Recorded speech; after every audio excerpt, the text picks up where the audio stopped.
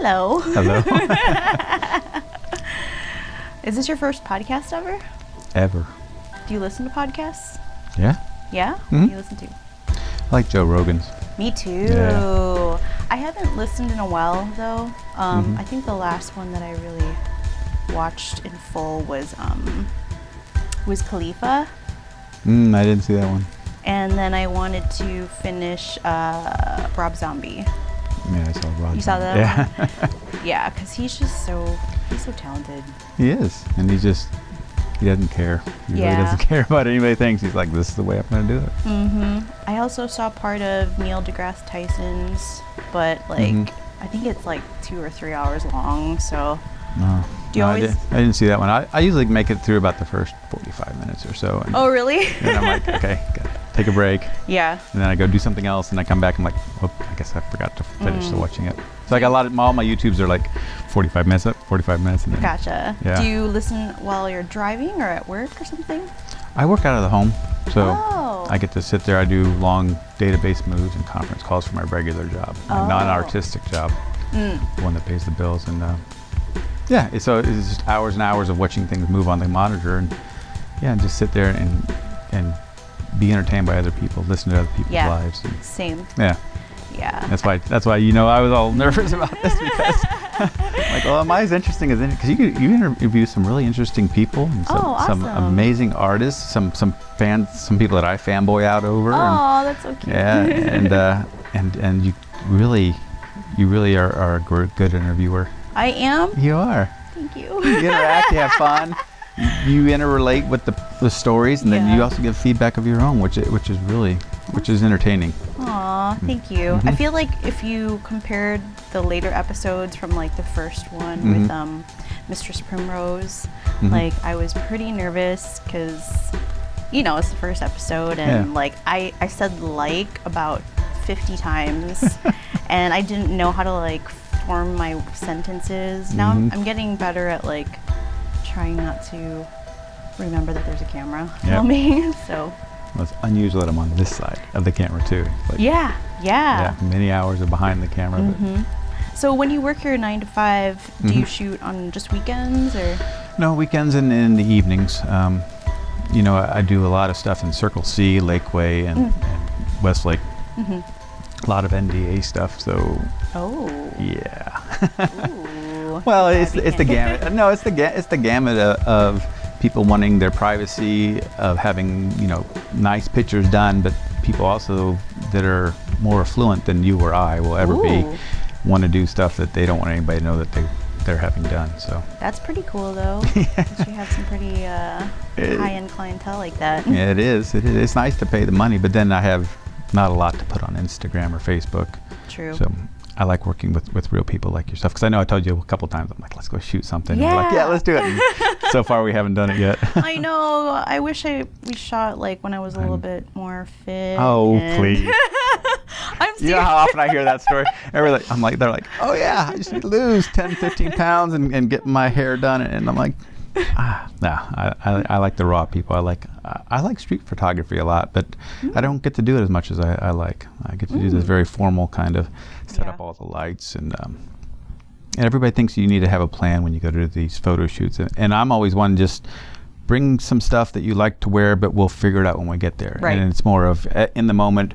Let's look through your bag, figure this out. Okay, this and this and this, and I typically go hippie, bohemian kind of looks and pin-up looks. Swimsuits. Well, yeah, swimsuits. They pay the money. I've gotten the pleasure of actually shooting for a couple swimsuit makers, and that was fun. Nice. So yeah, very well-rounded. Yeah, and you make calendars, right? I do try to make calendar. I didn't make one this year, but last year that was a lot of expense. Really? Going to Hawaii. Oh, I've seen with the 3 models. And do you shoot on location a lot, like outside of Austin? Oh yeah. I almost every place I travel to, because part of my job I get to travel a lot. Oh. I'll try to find somebody to go shoot with. Oh. Do you like shoot in your hotel or just like out beaches and whatnot? For many years, I had this whole thing about hotels being sleazy and people were shooting in hotels, and then I think someplace it was really cold, and I'm like, fuck this. I'm gonna go shoot inside where it's warm. Yeah. And so yeah, I've done a couple of hotel shoots. Actually, more than a couple, but I've done hotel shoots now. And I think when you're starting out too, you're nervous having somebody in a hotel room with you. And I've always been one that says, bring whoever you want. But as long as they know that they're there just to chaperone, I don't need their feedback or their help. I just want them there. Right. Because I like everybody to feel safe and secure when we're shooting. Because I know there are a lot of... Unfortunately, it's easy to buy a camera. It's easy to say you're a photographer. It's easy to be a sleazy predator. Absolutely. Sad but true. So I'm always about people's safety and making sure that they're okay with what's going on and somebody knows where they are. People like Shelby James, I've shot with her so many times now that it's we know each other well, we know what's going on, and we have really no issues ever when we shoot together. So that's cool. So you usually shoot with like the same models, or the ones that I get content for, I try to shoot a lot because I know them. And actually my average model age is in their early 30s to really? late 40s. Yeah. Huh. Yeah, so and I like that. I like more mature people that know what they're doing. There's not so much drama, so much crisis going on. Less likely to flake too. No, nobody ever flaked. I heard you talking about that with somebody else, and they were like, "You're like, it's amazing as a photographer." And I think you said the same thing. I've never flaked. I've always been there, and I'm calling. Where'd you go? Oh, your tire's flat. Oh, your grandmother died. Oh. But it is what it is. And even sometimes you do things in collaboration with people, and sometimes you pay people. Sometimes even the paid models don't show up. Yeah. Wow. So, just interesting. Yeah. Well, how long have you been shooting for?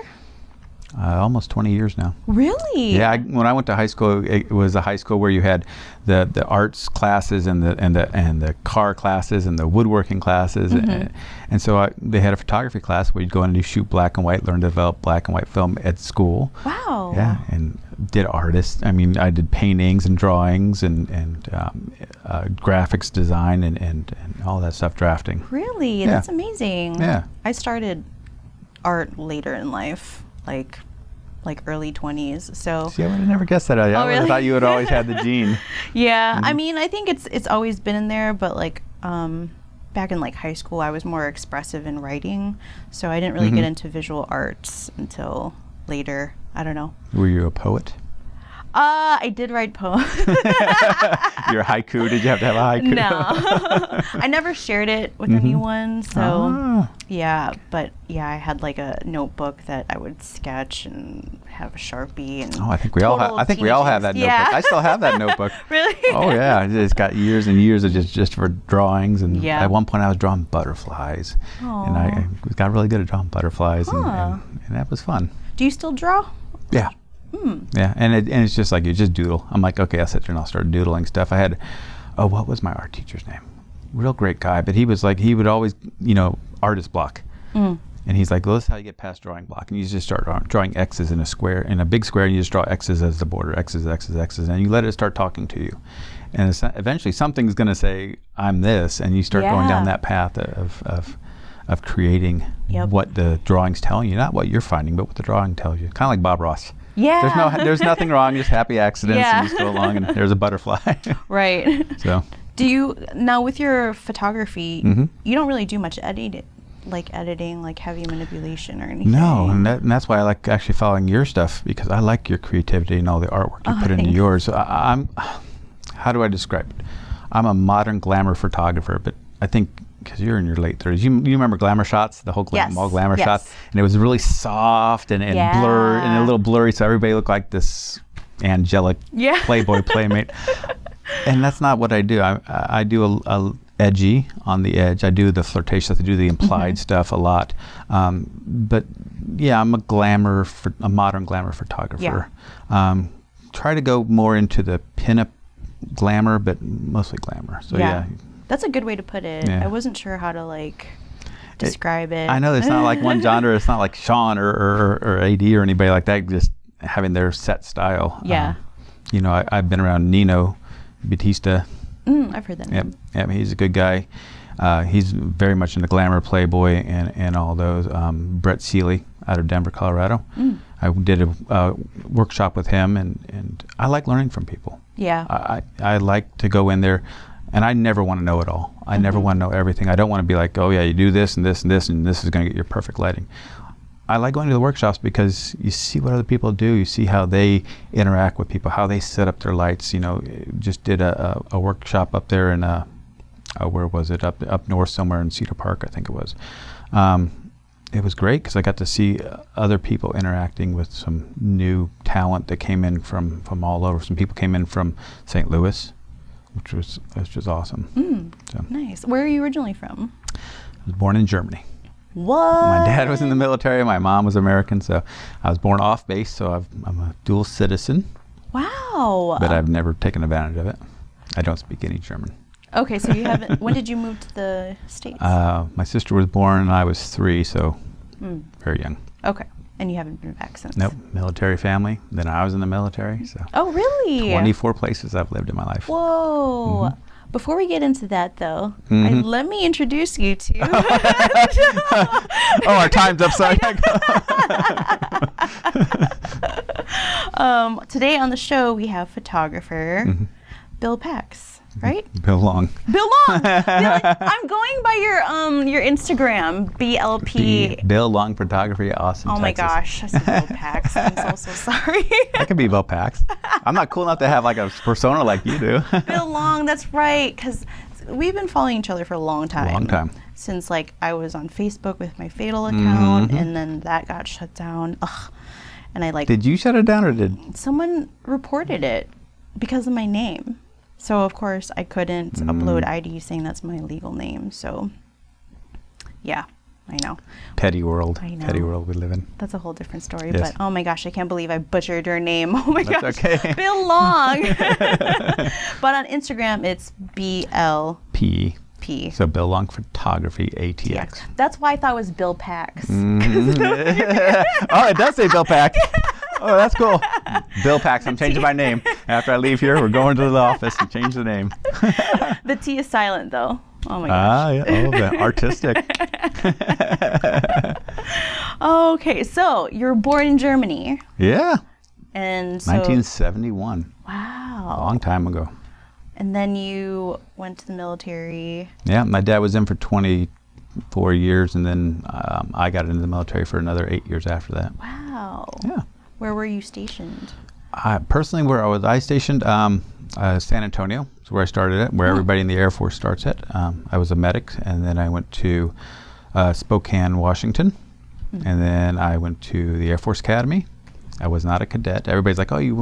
I'm like, no, I didn't attend. I was stationed at the Air Force Academy. And then I came back down here.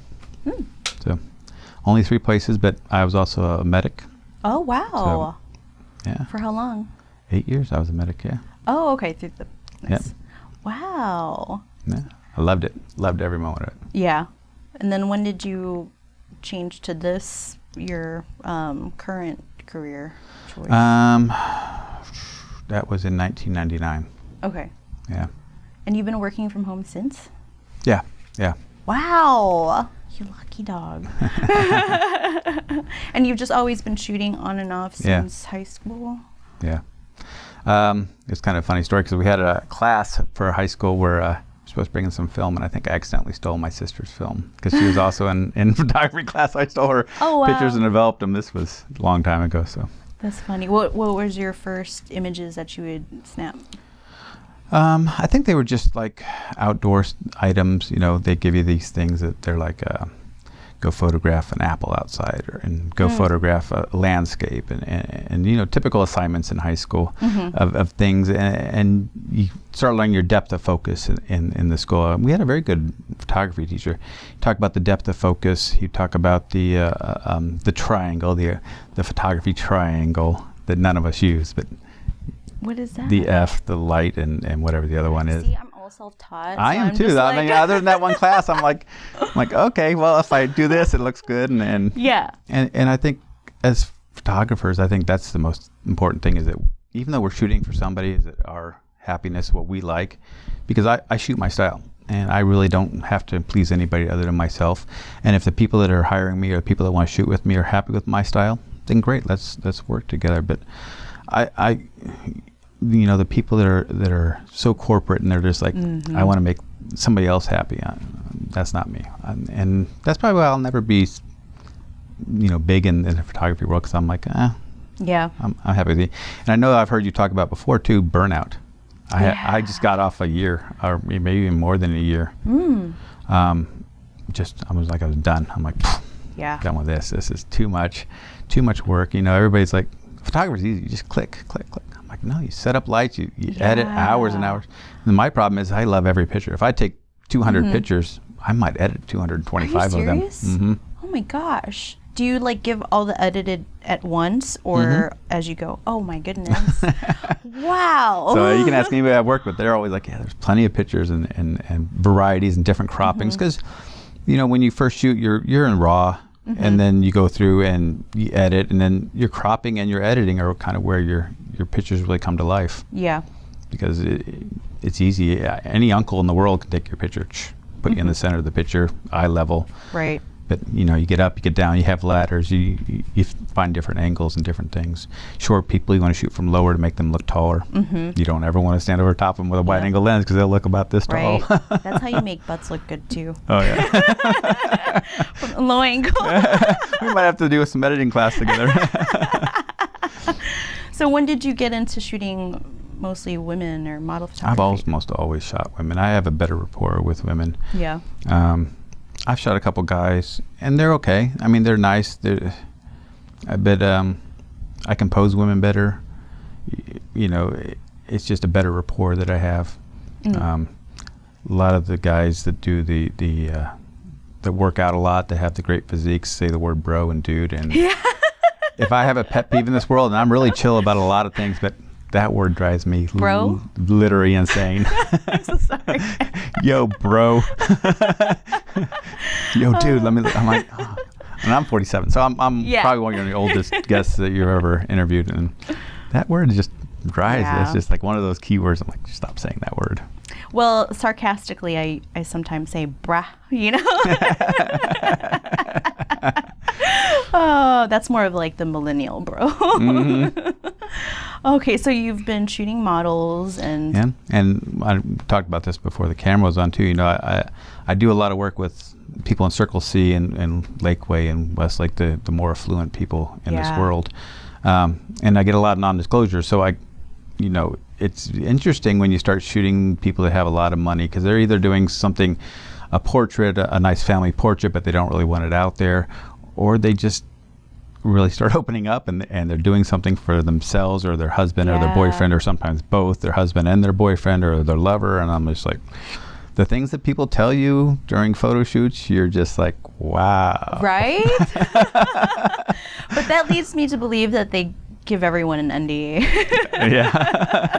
I'm like, just like, I need to let this out. I don't care who you are. I think that's what it is, like a therapy session. I'm like, and you're just a stranger over there, and I'm here in my most intimate moment, expressing something to you, and I'm just going to put it out there. Right. Yeah. One of my big rules too is I don't allow drinking. I have tried to. This one lady one time came in and she was obliterated. I mean, just. And her friend came in with her, and she was. I'm like, this is just awkward and weird, and she says like sloppy looking, and it's hard because I know the pictures aren't going to be anything they want, and it's hard for you as an artist to say, here's my best quality work of the way you look that day, and you look like. Right. So I've got certain rules, and well, that's one of them. That's about my only rule. But I'm very liberal at my shoots because I've shot everything. I've shot everything from family portraits to adult performers. Ooh. And contents. I do a lot of content shooting too. It's interesting. It's like, okay, well, I guess we're going to shoot this. And a lot of my friends, they're like, oh, I always wanted to do the thing, the meme on Instagram. It says what my friends think I do, what my mom thinks I do. And I always want to do that kind of satire thing. But eventually you lose the fact. I don't know if you lose the fact, but you become blind to the fact that there's somebody in front of you that they're in whatever state of clothes or no clothes, and what you're looking at is the lighting and things that are annoying you in the scene, and what am I going to have to edit, and is the hair in the right place, and it all becomes, and I don't want to say mechanical, but there are just processes, and you lose, and you're not there because you're there to see somebody be naked. Yeah. And you know, my one friend, my other friend named Bill, you know, he's like, I want to come hold hair. You're not coming to hold hair. I can hold your lights. I'm like, I don't need. I've been doing this a long time by myself. Don't need anybody to hold lights. Yep, that's so true. Like, especially like when the model is all self-conscious about a certain body part, I'm like, trust me, I'm not even looking. I'm looking at all the other elements. Exactly. And then you have to emote. Like, if I tell you hold that pose, don't give me an extra oomph. I'm literally saying, like, freeze what you're doing. I need to set something because that's amazing. Yeah. Have you ever had the thing where you go to look at the back of your camera and all of a sudden they do something amazing, you're like, stop. Yeah. And that happens all the time. I'm like, and I talk to other photographers and they're like, yeah, that happens all the time. You're like taking pictures, and the moment they go to relax and do something really cool, your camera's down. You're like, stop, and get your camera back up there and shoot them again. Right. Oh my gosh. Oh, photography. Yeah, I know. And sometimes it's usually like the first or second shot that's like the killer. Like when like the test shot. You know? Exactly. Oh, I've had some amazing test shots going. You're like, wow. Yeah. Then you screw something else up to get the light. And then the post edit where you see that one perfect shot and then you zoom in, it's out of focus. Oh, yeah.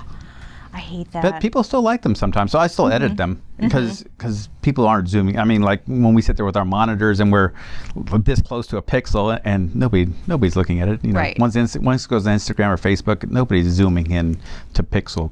Yep. Like we are. Yep. I don't know about you, but I also hate when like something was kind of bothering you about the image, but you already posted it, and it's like you keep looking at that one thing. Oh, the one hair or something. I'm like, why didn't I see that hair? Yeah. And that happens when you edit so many like I do, because it's just like one after the other. Okay, I did this, and there's a whole series, and you know what you have to edit.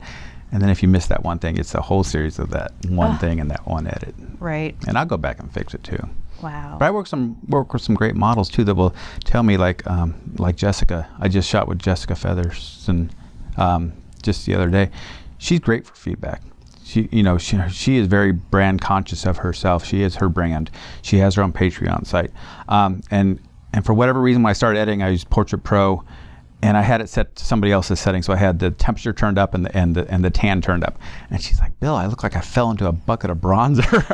And I look at it, I'm like, oh, okay, let me fix that coloring, because it's just way out there. So it's fun. It's fun when you can have interactions with people, and it's fun when you have, like we were talking about. I know a lot of people around here now, a lot of models, and I have their number, and I value that. And it's great. They call and they say hey, and we chat back and forth, and it's nice to have that relationship with some great people that you would maybe not otherwise get to know. Right. Yeah. I've definitely made the bulk of all my friendships in Austin just through photography. Yeah. Actually, the reason why I created a Facebook to begin with is when I moved from Milwaukee, and like I was so antisocial back then. I'm like, ugh. But everyone's connected on there, and like, how else am I gonna meet other artists unless I put myself out there? And then it becomes this web of like connections. Like this person knows this person, and whatnot. Like, there's been so many times where I've like gone to a shoot, and they're like, "I'm bringing my friends." Like, holy shit, I know you. You know? Oh yeah. Well, should we tell everybody how we actually met for the first time? Yes. It was right out here at the bus stop. And I was driving along, and I'm like, I recognize that hair. And oh well, yeah, she's got no bra on. And I flip around, I'm like, because I was going to a legal meeting across the street from that bus stop, and I was like, hey, are you? And I took a picture, and I'm like, you're like, yeah, and I'm coming across the street.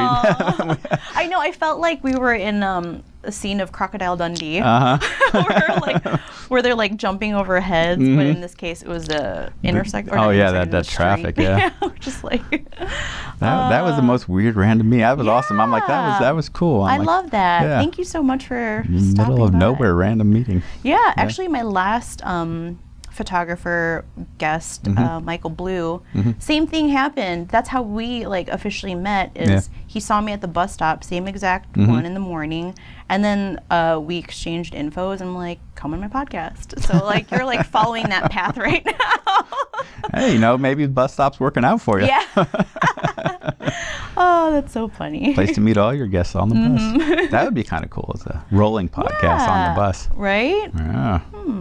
I've always wanted to do like a shoot on the train as well. Oh, the little metro thing. Yeah, because I Yeah. used to ride the train when I lived farther up north, Mhm. but now I take the city bus. But when it gets like pretty empty, like you can really get some Yeah. cool shots. Well, that's what I've always been. Do it and ask permission later and see if we get in trouble. Have you ever like had any issues like as far as people reporting you and for the model being too exposed or like? No, Texas. I mean, surprisingly, Austin and this area of Texas is pretty okay. I mean, Oh, yeah, we've definitely gotten not busted. I mean, not busted like in trouble, but like, hey, here we are taking a photo shoot, and then people just walk by, and you're like, hey, how you guys doing? Yeah. And I'm in Zilker Park and Barton Springs. I mean, yeah, I don't think I've ever gotten in trouble. You know, if I'm going to do something that I know is going to be definitely just nude, as Hippie Hollow is awesome. I've never been. You have never been I've to never Hippie been. Hollow. I know. That and I is know surprising. it's a nude. It's All nude. All nude, right? Yeah, but I'm always dressed. I'm like, nobody wants to see what's under here. So Is there like little pockets of places to shoot? Like there's places that look like Italy. You What? know where the Oasis is and it overlooks. Well, there's certain bluffs over there, and they've got this beautiful Italian looking shelf over there, and, Oh my I shoot a lot gosh. on there. Yeah, I really need to go. yeah. We'll go. I mean, I'll take you. The first time you walk in there and you're like, okay, then you become, oh, that's fine, whatever. Yeah. Yeah. I did have a problem over there though one time with one of my models and a guy. I'm like, that was just uncalled for. But we started calling them out, and I keep the number for the guard shack. Good for and you. if you call them, you say I'm at gate 12, and they'll come right over. Wow. Yeah, they don't tolerate that over there. So. Oh, I bet. I mean, people just want to be free. People want to be themselves, and that's fine. And I think in our industry, obviously, we're not judgmental. Right. People do whatever they want to do. But yeah, you should go over there. We can go over there and grab a model, or you model, or I'll model. Yeah. That's funny. Yeah. Do you ever get people in the background though, or like is it? No, I'm so- careful. Yeah, I'm careful. Sometimes, like, there's coves and things, so if you're shooting on one cove, you might see them in blurriness in the background, but you can't ever tell other than they're kind of people back there, but nothing really detailed. So you get your depth of field taken care of, Yeah. and people see what you're doing there. I mean, they're not going to just pop up and stand there unless they want to be. Right. Yeah. But Huh. it's actually real chill. Huh. I will have to go there. I don't know. $15 to get in. $15? Yeah, for a carload. So we always meet, whenever I take somebody there, we always meet at the HEB over there by the Oasis. And then we just jump in the car. Is it like an all day pass? Okay. Yep, the lighting's best, 9 o'clock. I think they open at 9 o'clock. So you get that sunlight coming from the east side to the west side. I've never shot there in the evening. I always do morning shoots Yeah. because there's almost nobody there. Yeah. So. And I bet it gets like pretty dark too. Like. Yeah, I bet that sunset though, because the sun sets to the west over there, so you're looking into the sun, so you get some pretty dynamic, Oh wow. golden hour shots Ooh. sitting up there. Wow. Huh. And this time of year, golden hour comes earlier. That's true. I'm kind of sad. I know. I hate this whole time zone thing and the high time change thing. It's just. Someone said that like I don't know if it's true. Like Texas was thinking about getting rid of. But every time we change time, they say it. Yeah. They're like, well, we hate this. Well, yeah, let's change. Let's not do it because what is it? Arizona? Is that the one? Arizona doesn't change time. I think it's Arizona. I think so. And there's also some place up in Indiana where, depending on the time of year, you're in Eastern time zone or the Central time zone, but you're just in the middle of Indiana, and they don't change the time zone there. I'm like, let's go after Indiana. Let's not change time. Wasn't the whole point of it just for like farmers and crops? Something like that. All I know is it makes my body screwed up and tired. Like, The best though is like when you get to roll back time because I'm always late. you're like, extra hour of sleep. And like it's fun when they I think it's usually like around Halloween. Like I've been to like Halloween parties where it's like, yay, the bar stays open longer because of rolling back. You get dressed up for Halloween, don't you? Sometimes. I've never been a dresser upper for Really? Halloween. No. You don't I like setting all the costumes? stuff up, and I like doing like scary pop-up things. Uh-huh. But no, I'm just not a dresser. I think if I did, I would have somebody do FX makeup on me and do something really dramatic. If I'm going to do it, I'm going to do it big. I'm not going to do just a sheet over my head with controls. Do you ever shoot in like cosplay or like anything? Yeah. Yeah? Yeah, our friend Hannah. That's right. Ah. You shot her in that steampunk. Uh-huh. That's a great set. Yeah, I remember that. That was what's the name of the Lucy in Disguise? Yes. I went down there. Those guys really took care of me. Oh, really? They set her up? Yeah, they took Fit care her. of us. Right. Yeah, we spent about an hour and a half in there just getting all the costumes and Wow, and you just rented for the day? rented for the day. How much was it for like the whole? I'm just curious. I've never rented there. It's probably a shocking amount. I think it was like $150 or $200 worth of costumes, but we went through a lot of costumes. I mean, we took like just giant bags of costumes out Really? of there. Oh, okay. Okay. So, and I think that they're willing to work with the local artists because they like it. Because you tag them, they get the mutual benefit of seeing it. Nice. Yeah, and I do that with everything. If I'm shooting at a car dealership, like I shot at Summit Auto place, I think the Summit Auto with Jessica, I tag them. So I like tagging everybody. I don't really care about the likes. You can look at my profile. I don't have very many likes, and I'm like, I don't care. Same. I'm like, I put up what I like, but but I always make sure that I give credit where credit's due. And I don't care if people use my pictures. I'm like, just tag me, the model, and if there's something else tagged in there, make sure you tag that. That's fine. That's what it's all about. Is Does it irritate you when models add a filter? Depends on how extreme it is. If I can't tell that they did it, then probably not. Yeah. But I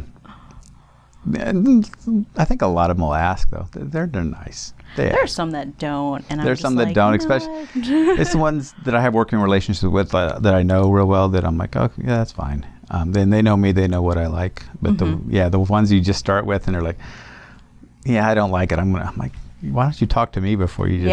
Yeah. That's usually like a deciding factor if I'll ever shoot with them again. Have you ever had one that just completely fell apart during the shoot?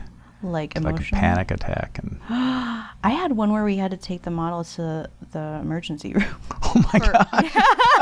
What did you do? She was like faint and like she had some condition and she's unfortunately like the unhealthy type that's always in the hospital. So like to her it was like second nature, like, all right, my levels are low, take me to the hospital please. And I'm like, what? I've had a little bit of drama here and there, but nothing like that. Just like tears and just I like working with the experienced models, and I also like working with new models, but sometimes it's very challenging to get the pose across what you're trying to do. And I'll even get over there and pose, because you ask anybody that's worked with me, I'm like, wait, let me show you what I'm doing. And I'll get up and I'll do the whole arc. And I'll get it, but yeah, it becomes, I think it's an overwhelming process, and I think people, and I think it goes back to that meme of what they think is happening during a photo shoot. They think there's going to be rock music and you're just going to go, and all the pictures and the flashes are going off and then we're done. And I'm like, it's a lot more technical than that. It's a lot more getting things ready, and there's a lot more practice shots. And absolutely. And I never understood, and hopefully this is not you, but I never understood people that do 1,000 pictures in a single. Yeah. I'm like, wow. I'm like, why? How? Yeah. I mean, that's just like reject. Right. Just hours of just rejecting things. I don't even like upload all my photos at once. Like I just see the preview and like it has to grab my attention first. So like out of 200 photos, there's only really 5 to 10 that I'm like. See, I wish I was like you in that. I wish because I'm like, oh, I could love that one. Oh, I could turn that one black and white. Oh, I could do this. I'm like, and I see all this cool stuff that I'm like, I guess I look forward into the picture versus what it is versus what it could be, and I like what it could be, and I can always see benefit of it. And I think that's I admire the fact that you can go down to that few pictures, because I'm just like this one might be awesome, this one might be awesome. Aw, but that's good though. Yeah, and I'm not, since I have another job, I'm not trying to make any money, so I'm more worried about making sure the customer or the model gets what they want. Yeah. And are the majority of your shoots paid? About 50-50. So the ones that get paid, obviously I don't get to use any of it. Yeah. And that's the other thing is, if somebody wants to pay me, I give them a discount. I'll say, well, if I can post some of your pictures, I'll give you like 10% off or something like that. And not very many people actually buy it. They're like, no, I'll be happy just to. I'm like, that's fine. Yeah. Do you make them sign a release? That's good. Yeah. I've never done that. Oh, I have one of my friends was a federal judge. Oh. And my release is like really long. It's like 2 pages long. Oh my gosh. And my release actually includes a non-disclosure agreement in it. Wow. So professional. I'll give it to you sometime, and you can use it. I'd like to see that. I'm surprised you don't use like an app. Yeah, there's an app. Oh, okay, cool. On the phone, yeah. What were you gonna say? I'm sorry. No, I said I'll give it to you, and you can make it into your own, and it's really detailed, and it just, there's that whole, well, the model's like, well, it's my picture. No, I push the button, and there's all kinds of legal precedents about that, about who owns the picture. Yeah. And you might give them a copy, and unless it says specifically in a contract that they take sole rights of that file, then it's yours. Right. And yeah, Erin Williams, I don't know if you remember her, but she's on Big Brother. She's one of the people here in Texas. Says some maybe racist things on Big Brother. I had a bunch of pictures of her before she went on there, and all of a sudden when that happened, my picture was showing up everywhere of her. And I was like, cease and assist. I'm like, I did not give you permission to use my picture. And I did a pretty big campaign, and I went up against some pretty big media companies. And I'm like, you do not have rights to use my picture. Wow. And they sent me apology letters, and they said, we'll take it down. Good for you. We thought it was her picture to use. I'm like, not her picture. So how long were they even up for before you? Not even 3 days. I mean, I was on it. People are like, I see, did you take that picture? I'm like, yeah, I took that picture. And like, why is it over here? I'm like, well, let me go take care of that. Yeah. So, wow, good for you. Yeah, I felt very empowered that day, going up against some big media companies. Wow. Huh. I would be kind of scared too, because I don't really know like legal stuff, and I don't know. Yeah, I have a great book, and I wish I could remember the name of it, but it's very small book. It's probably 100 pages or so, and it talks all about photography, and it talks all about the legal precedents of registering. You can actually go register your pictures or register a bunch of your pictures with the government, and yeah, there's all kinds of fun stuff you can do. Wow. Yeah. Are you an LLC? I am, but not so much for the photography. I was for a while, but then I don't make enough money. I mean, I make enough money to support my habit of all the photography equipment that we have. Right. But it's I can't live on it. Yeah, I know, right? I'd be under the bridge selling pottery. Yeah. That's why I always admire artists who like take that risk. Like, I couldn't. I don't mind working for the man if they fund my art. That's my thing too. Is like, right. You have your job that you die and you get slaved out for, and then you have your release, and you have to have that. I mean, like we talked about burnout, and creative people are very, we're very subject to anxiety. We're very subject to depression. That's big. One of my big things as a medic in the Air Force, I worked in some of the mental health clinics and the STD clinics and all kinds of interesting areas, and people suffer from depression, but years ago you couldn't talk about it. You couldn't talk about mental illness. It was a bad thing, and even now, I mean, everybody's open and honest, and you got to be okay asking for help. But creative people are very subject to becoming down. You get your lows and your highs, and you're like, this sucks, and I feel great today. I'm going to make some amazing artwork, and I'm really proud of myself. And it is true. Van Gogh cutting his ear off, and he did that? Wasn't it Van Gogh? I don't know. The one, and he has the badge on. I think it was Van Gogh. Really? I didn't. Whoever know the artist was, let's put it that way. Now it looks silly on your video. Somebody cut their ear off because they were suffering mentally. Oh my goodness. Yeah, he was tired of listening to the world or something like that, and cut his ear off. Wow. I swear, like, the greatest artists have like the most issues. You're absolutely right. Because you have that whole that passive aggressive, that craziness, insanity going on in your mind. Yeah.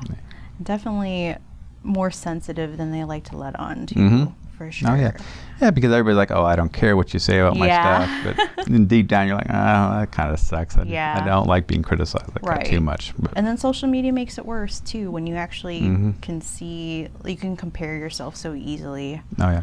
If anybody puts anything bad on any of them, I delete the comment, and I block them. I block a lot of people on my. Oh yeah, do you get a lot of like creeps thinking that they could get to the model through you? Yeah, they're gonna pay me $10,000 to get so and so's phone number. I'm like, oh, They've really? offered you money? Oh yeah. Oh my gosh. I'm sure, like, yeah, send it to my PayPal. And then I'll be like, hey, if somebody wants your number for $10,000, split it 50-50. We always laugh about it, but yeah, I get that, and I don't know why, because I have my picture up as my profile picture, but then they're like always like, hey, baby. I'm like, oh, well, I guess different strokes for different folks. Right. That's hilarious. Yeah, and I get a lot of Russian people. Yeah, a lot of Russian people like, hey, can you come model my clothes? I'm like, number one, I'm not the model. Number two, no. Yeah. Russian, eh? Yeah. There's. Aw. Wow. What other, like, unfortunate stories have you had, like, while shooting? Or not unfortunate, but you know what I mean? Like, I don't know. There's been so many. Oh, so in Hawaii, one of the models that was there was kneeling down, waiting for a wave to come by, and unfortunately, it was a very big wave, and it pummeled her, and it smacked her into the sand, and then the water came over top of her. And Did you shoot it? Just kidding. Yeah, I actually did. Got it right before, and it was a big flipping wave right behind her. I'm like, oh my God. And, it took her breath away and smashed her down. I felt terrible. Did you get injured? Like, did she get hurt? No, she's got winded. She's a great person. Still a good friend of mine. So, and I think that's one thing. I don't know about other photographers like you said, but I actually come away with some great friendships with people. I mean, just lifelong friendships. Like, I'm always chatting people. Yeah, we should shoot again, but then we chat on for a year, never do much about it. So yeah, it's always like rough trying to like align everyone's schedules and having a 9-to-5 or like a job on top of that too. And here in Texas, summertime is brutal. Yeah, that's why. And I noticed like most of your shoots are outdoors. When you shoot in studio, do you rent space or do you have your own studio? Yeah, well, there's Photo Group over there on. What is it? I think it's Congress or First Street and William Cannon, that area right over there. Photo Group? Yeah, Photo Group. That's the name of the... Oh, I never heard of that. Yeah. It's a big open space. Oh. Actually, he's got 2 or 3 he's got 2 studios in there. One big whitewash. So it's a nice area. Do they offer you different backdrops or... Yep, they have paper backdrops. You can bring in your own stuff. That's actually where I shot Hana. Oh, wow, yeah. okay. But yeah, and I also shoot inside people's houses. I know a lot of different homeowners that have nice mansion style houses that they're always willing to come in and shoot in the house. Cars scare me. Because there's $100,000 car sitting right there. That's and you got true. all your equipment around there, and don't lean against it or don't statch it or don't, because if something happens, it's on you, and you're like, Right. wow, that's a lot. What's the nicest car you shot a model against? Oh, what was that? Was that a Maserati? I think a Maserati just recently. Was it hers? No. Oh, okay. It was at Summit Motors. Okay. Yeah, they had all these cars. They actually had this Chevelle up there with a Corvette engine in it. That thing, when it started up, you're like, wow. I'm going to take that for a spin. Yeah, they had nice Porsche there. It's funny though, because I've always wanted to shoot a Lamborghini, but then I actually saw the Lamborghini store up there on Lamar. I didn't ever realize how short they are. I walk in there and the thing is like at my knee level. I'm yeah. That's funny. I don't know if I've ever seen a Lambo in person. Huh? Go up on Lamar. There's a Lambo store there. Huh. I did not know that. Yeah, it used to be the Ferrari place. Oh, okay. I know what you're talking about. Yeah, because I think Ferrari moved out there on I-35 now. Oh, I didn't know that. That just goes to show I don't really... You gotta get out. You gotta I get know. yourself. I go downtown quite often, just to go out dancing or whatever, but I usually stay up here. So. In the north end. Yeah. So you said you go to Austin all the time, even though you're in Marble Falls. Yeah. I'm regularly in Austin, the Domain area, Cedar Park. What's your favorite location to shoot? Bull Creek. Oh yeah, that's right. Yeah, I love Bull Creek. It's like 5 minutes away from here. Too. I know. It's right down the street. What is that? The part Or like what part of Bull Creek do you normally The shoot? main part over there where the bathrooms are, and the tracks. You know the tracks, never the been wagon wheel there. tracks. You never been to the wagon wheel track area? Oh. I only go to the part like where most of the water is. Is that where you go through the water, the low water crossing? I think so. Yeah. Yeah, if you go down to 2233 Okay. and right down there to that part of Bull Creek, that's where there's more, I guess they were quarrying back there, and they have metal wheels on the wagons, and they wore ruts into the sandstone. What? Yeah. This is all news to me. I never knew. We are going to go shoot. We're going to get a model. We're going to go shoot together and do some creative lighting. But yeah, I like shooting outdoors. I think it's a much more interesting backdrop. I mean, you got some great lighting here, which I really love.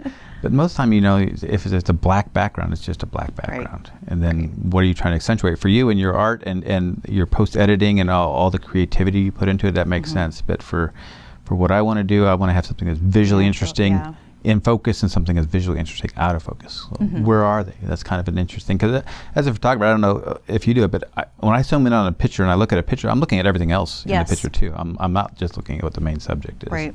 Yeah. And trying to figure out how they lit it and how they did the different things. And you know, there's some really great photography groups here in Austin, which I'm not part of, but I follow them, and they go out to like Hamilton Pool. Oh, really? And then they do the picture, and then you swipe to the right, and then it says what all their settings are, the lights they use, and kind of the position they put it all in.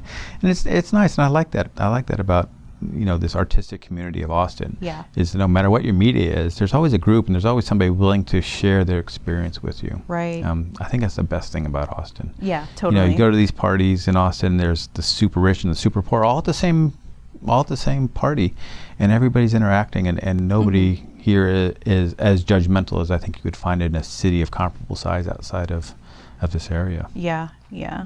It's nice. It's relaxing. Do you go to those like drinking cliques? I heard you talking about that on one of your podcasts.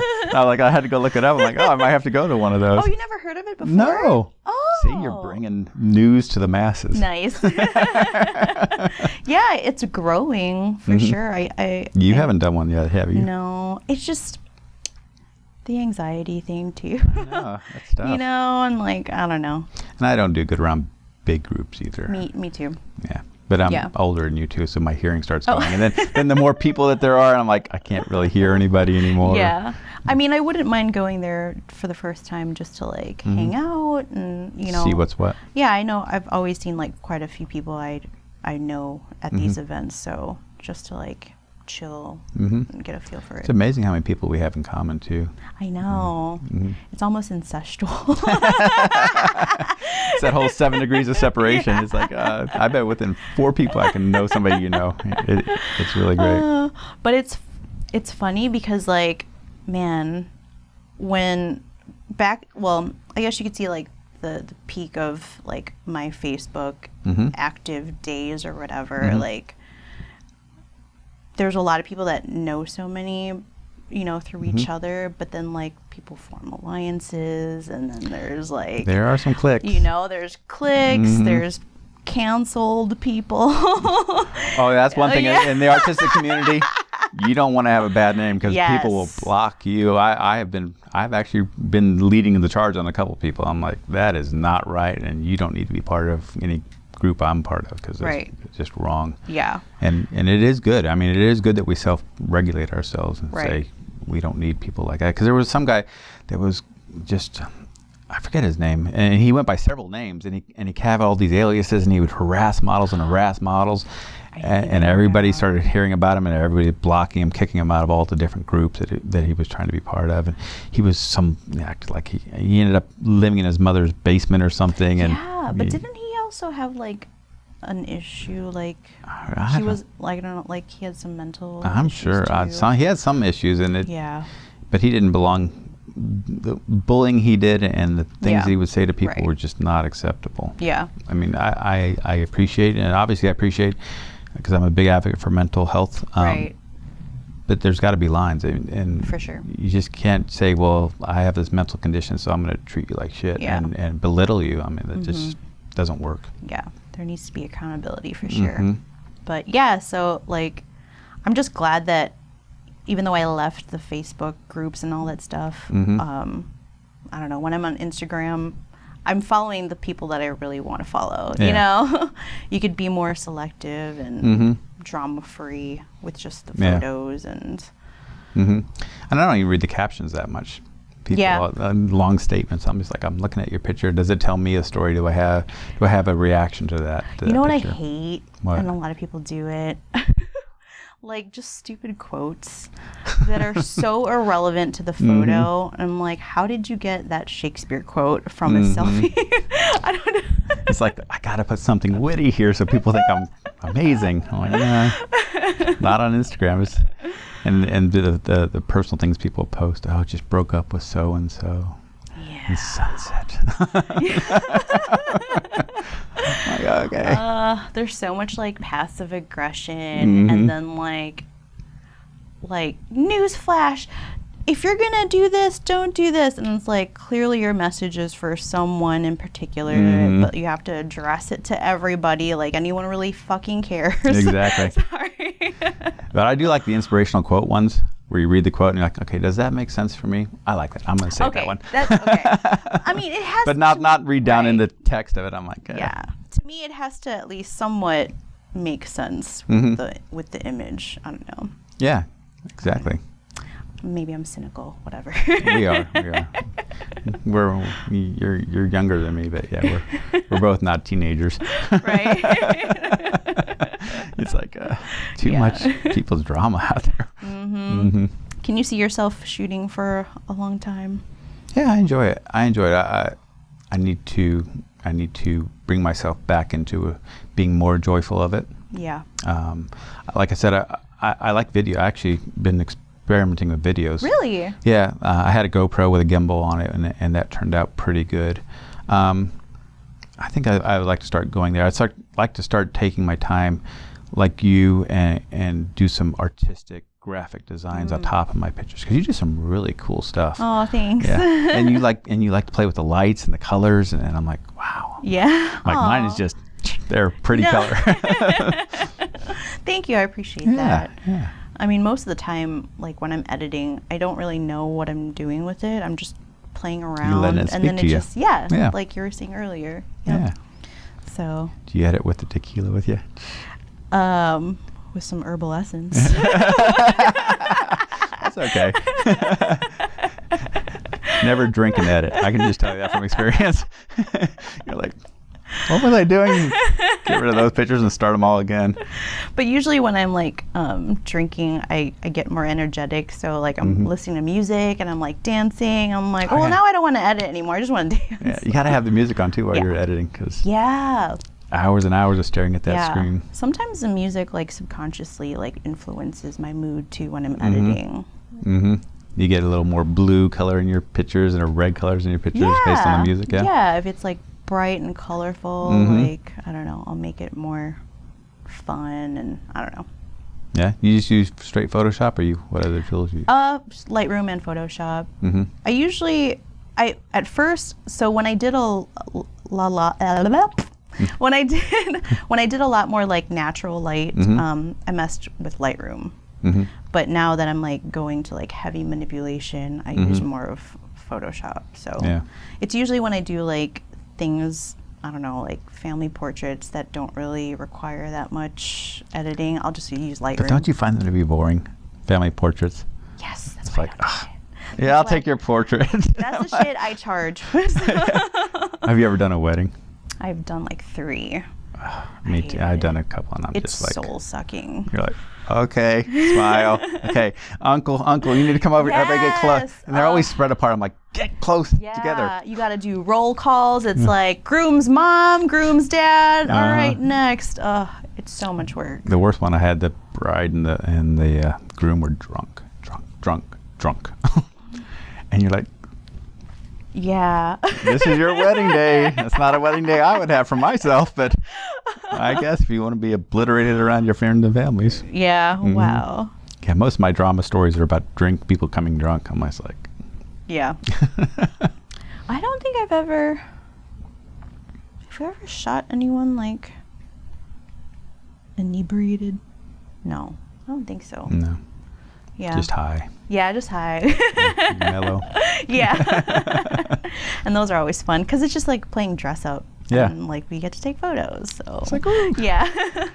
Maybe that's the fun part about being the female photographer working with girls. It's like, I don't know. Yeah. Not saying you don't get excited. It's just a different kind of. Yeah, that's true. But and I think they relax quicker around you. I think that's Right. That's why I maintain a good name. And I'm very careful with what I do and how I present myself, because once you as a male photographer lose that trust with females, they just smack my microphone. Oh, no. I was checking mine. So yeah, it's a very delicate and valuable tool. I mean, I am my brand.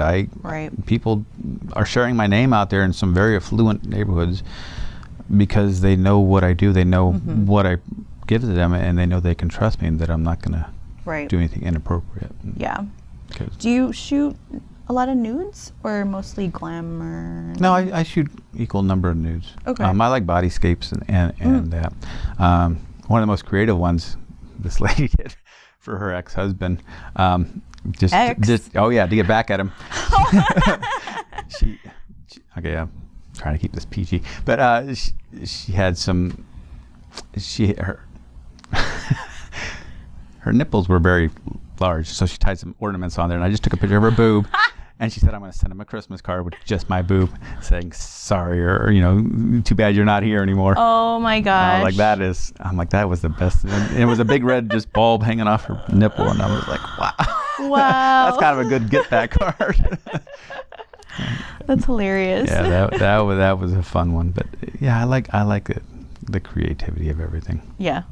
And yeah. So with the film, like, are you doing like model like reels or something, or like you said you're doing more video?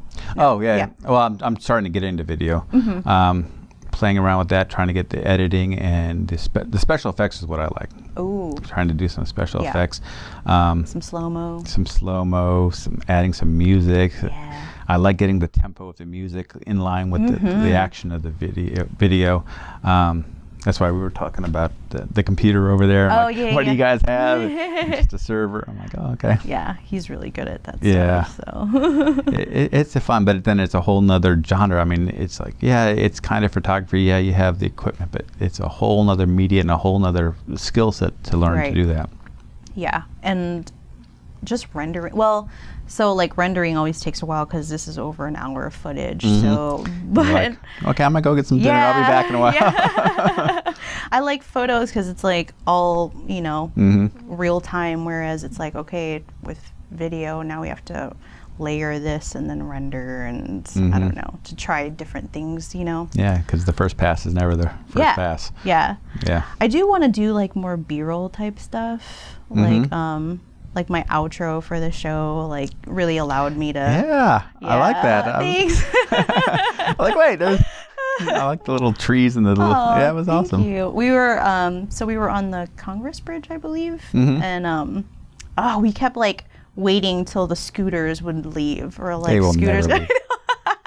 When I was driving for Uber, those things, I saw more people flip off those things and get hurt. I saw 4 people one time, and I'm like, are you guys are you the Gambini brothers or something like that? Because one was in the front, one was in the back, and one was on each side with a foot on each. I'm like, how are you? I'm like, how cheap are you? Yeah. Go rent a second scooter.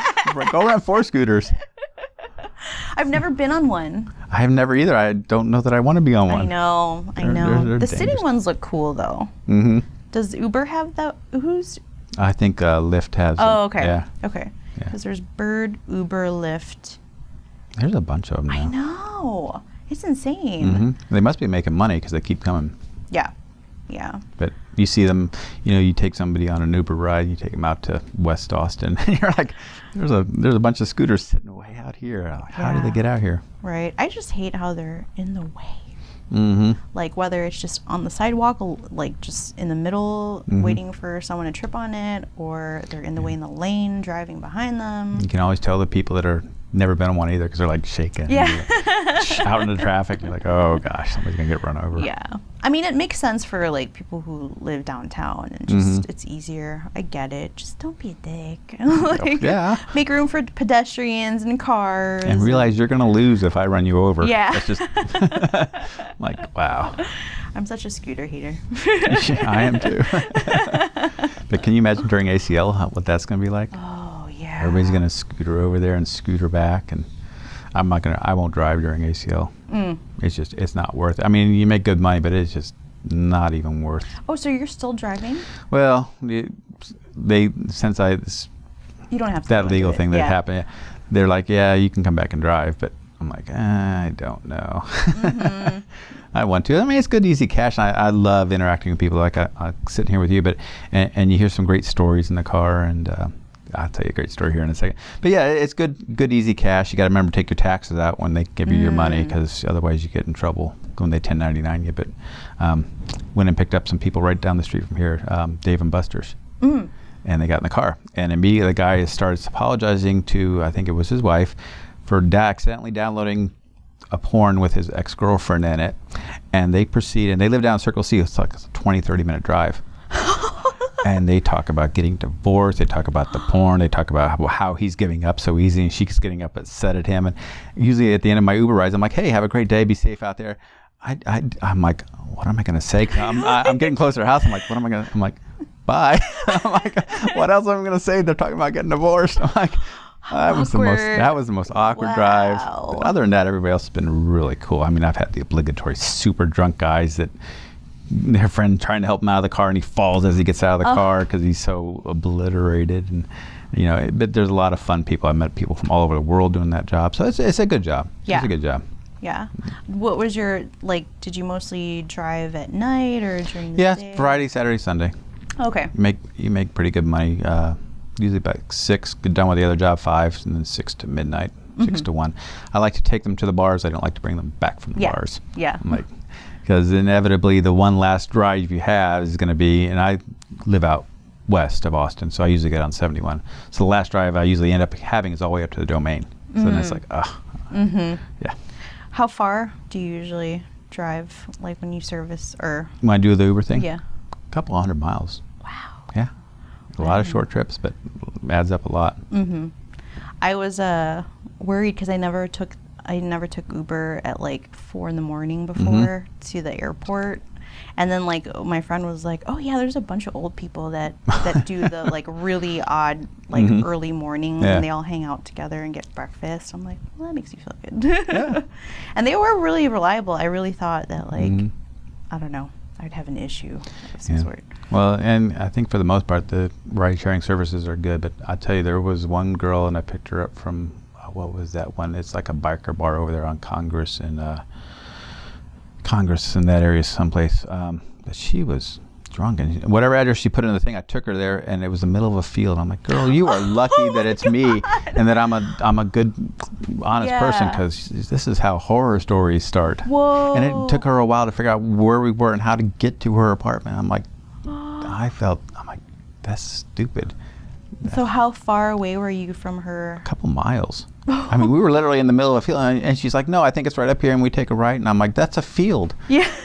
She's like, no.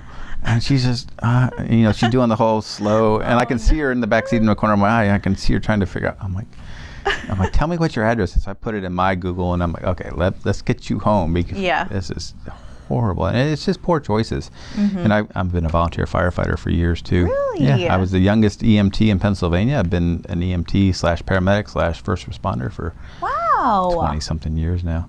You're so interesting. So I see I see people do stupid things. Yeah. And Darwinism. I believe in Darwinism because I see people just make poor choices. Yeah. What part of Pennsylvania? Outside of Philly, there's a Westchester, Downingtown area. My dad's in Allentown. Allentown, that's up north. That's north of where I used to live. Oh, okay. Yeah. Okay. By the Quakers and the Mennonites and the Amish. Yeah, the Amish. We would go camping to this. Have you heard of Knoebels? I don't think so. Okay. It's like an amusement park, but with camping as well. And it was always a far drive, but the commute there every every fall was like, I always saw all the Amish people. Yeah. So I was like, Did you ever go to Hershey? No. You never went to Hershey. I know. You left a sheltered life. But my dad would he would take us to New Jersey and we'd ride the train to New York. New Jersey, oh. Well, at least you didn't stay in New Jersey. Sorry, everybody that's from New Jersey. How long did you live in Pennsylvania? That's one of the longer places I lived. I went to junior high and high school there, so that was about 6 years. Okay. That's probably one of the longest places that I've lived. Oh, Other than here, yeah. Austin area, I've lived now almost 12 years. So you've experienced snow. Oh yeah, I know. Yeah. Yeah, and you're from Milwaukee. Yeah. The company I work for is actually a major company out of Milwaukee. Really? Yeah. Oh. You don't really hear people familiar with Milwaukee. I know. So, have you been? Mosquitoes carry them all. Well, yes, I go there a lot. Really? Mm-hmm. Well, like, what part do you usually hang out? I'd have to get the exact name. It's out on the west side. So you land at the airport and you drive out to the west to the big corporation. Bayview? Oh, Third Ward?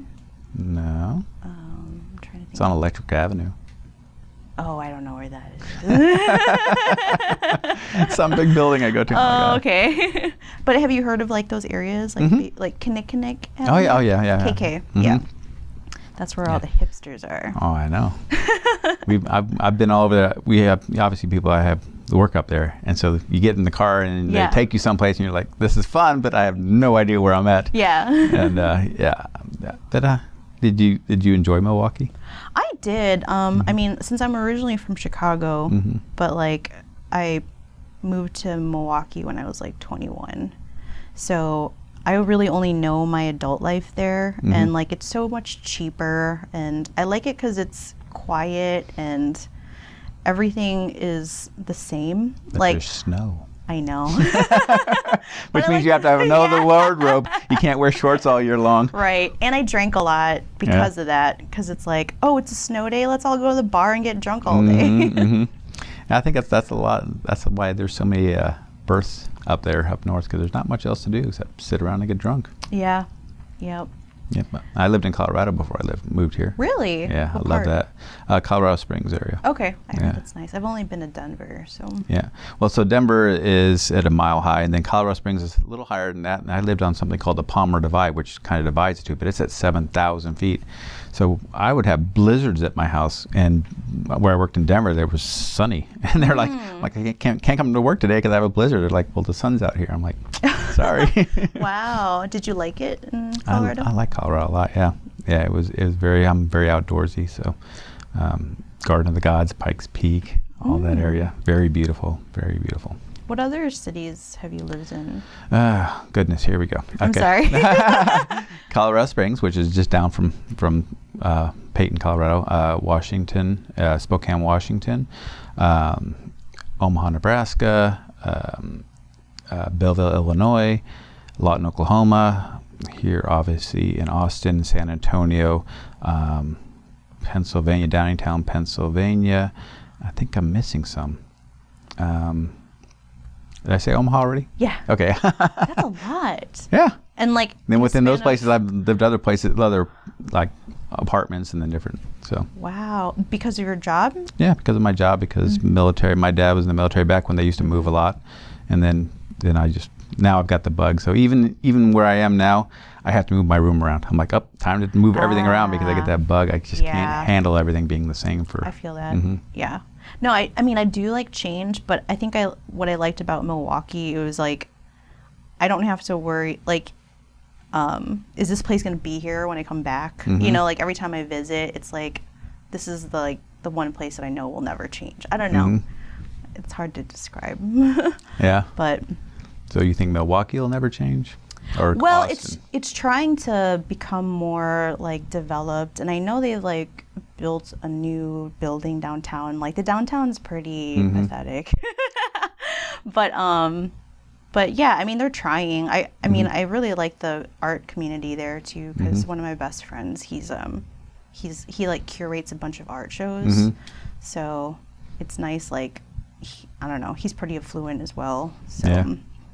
like It's nice to hang out with those affluent people. Yeah, sometimes. yeah. You're like, oh, this is what it's like not to have bills. Right.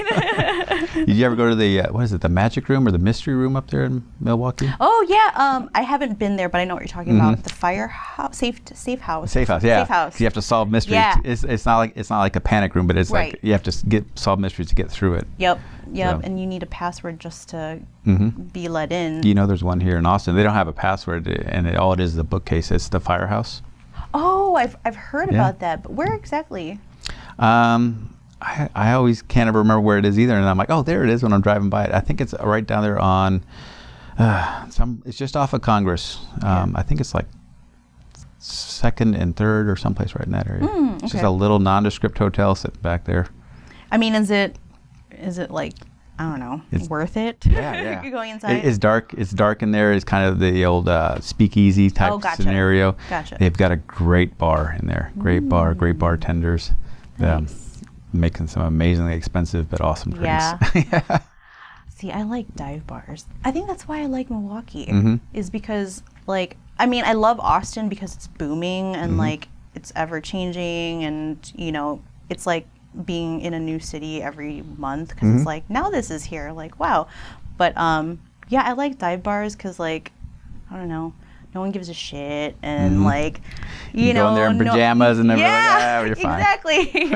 Drinks are cheap, and, yeah. Because, yeah, it is easy to spend a lot of money on some of these bars. You're like, really? Where'd all that go? That's why I'd just rather pregame before I go out. So that's what I do. But are we almost done? Oh no! Oh, no. You still creep around 6th Street? Oh, I do. We were there last night, actually. I don't know. Like, of course, bars are sleazy, and you know it's annoying with all the college kids. But I really just go with my boyfriend, just me and him, and it's just fun because we just bounce around, and I don't know. Do the bar crawl. Yeah, but we like dancing though. So, and the bouncers, like, they all know us, but we never buy a drink ever. Well, sometimes we do, but like, since we already like buzz when we get there. I need to come hang out with you guys. Yeah. We're cheap. So. That's good. But we should probably wrap up. Okay. This has been great. Time's flying. See? You did good. I don't know what you're worried My anxiety was about. Where can we find you? Instagram, BLPATX, so Bill Long Photography, Austin, Texas. Not Bill Pax. Oh my I know. gosh. I'll never live that down. You will. I shouldn't edit it out though.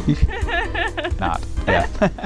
And I have a Facebook page too, but I'm not a fan of Facebook pages. They're just terrible. But yeah, if you look up Bill Long Photography, you'll find me on Facebook too. Cool. But Instagram is usually where I post most of my stuff, and easy to contact me there. Nice. Are you working on any calendars right now, or?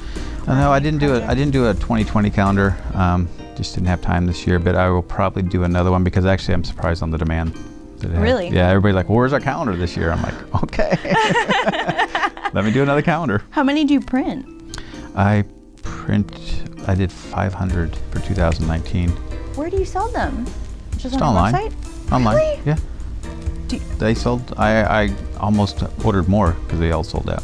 Holy shit. Yeah. Oh my gosh. You're so popular. I'm not, but I wish I mean, 500 of them included shipping with all the cost of the calendar. So, and I shipped them all flat. Well, that was even more expensive. Oh my goodness. And they were big.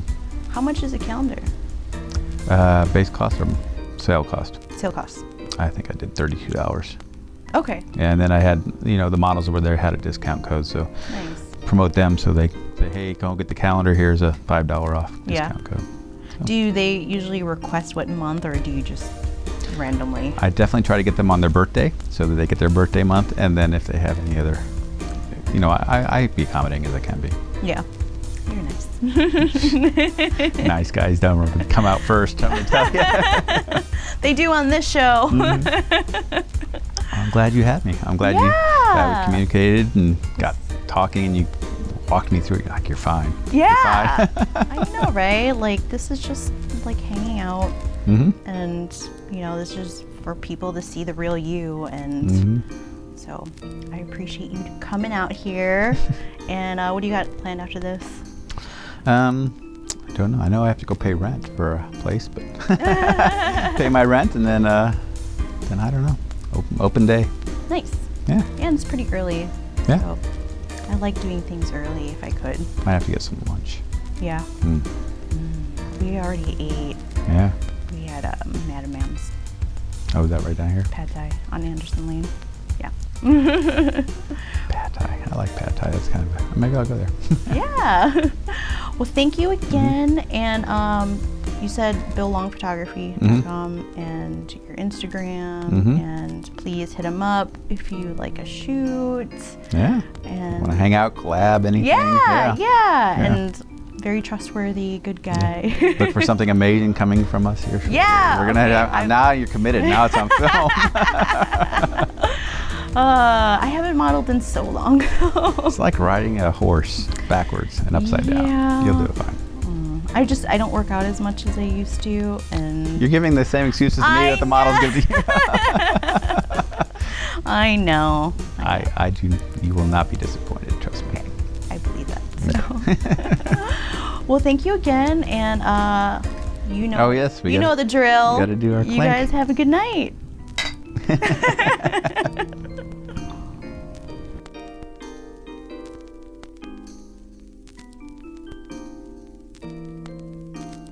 You can reach us at fatalpodcastatx@gmail.com or Instagram at fatalpodcast.